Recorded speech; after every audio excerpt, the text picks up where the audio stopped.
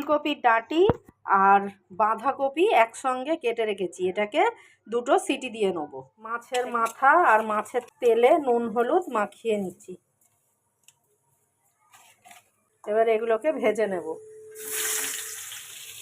মাছের মাথাটা ভাজা হয়ে গেছে, এবার এটা তুলে নেব। এবার মাছের তেলটা ভেজে নেব। তেজপাতা, শুকনো লঙ্কা আর 5 ফোড়ন দিলাম, পেঁয়াজ দিলাম, আলু, গাজর, বেগুন, বরবটি, কাঁচা টমেটো, মূলো আর শিম সমস্ত সবজি এতে দিয়ে দিলাম। সবজিগুলোর মধ্যে নুন দিয়ে দিচ্ছি, হলুদ দিলাম, ভালো করে একটু ভেজে নেব।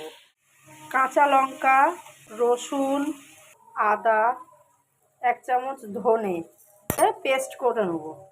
পেস্ট করে নেওয়া মশলাটা এতে দিয়ে দিলাম, 1 চামচ জিরের গুঁড়ো দিয়ে দিলাম। এবার মশলাটা ভালো করে কষে নেব। সেদ্ধ করে রাখা বাঁধাকপি আর ফুলকপির ডাঁটিটা এখানে দিয়ে দেবো। এবার সমস্ত কিছুকে একসঙ্গে একটু কষে নেব। ভালো করে কষে নেওয়া হয়ে গেছে, এবার এতে অল্প করে জল দিয়ে দেবো। ভালো করে নেড়ে দেব। 1 চামচ চিনি দিয়ে দেবো। ভেজে রাখা মাছের মাথা আর মাছের তেলটা দিয়ে দেবো। 5 মিনিটের জন্য আমি একটু ঢেকে দেবো। 5 মিনিট একটু ঢাকা দিয়ে সেদ্ধ করে নিয়েছি, এবার ভালো করে নেড়ে নেব।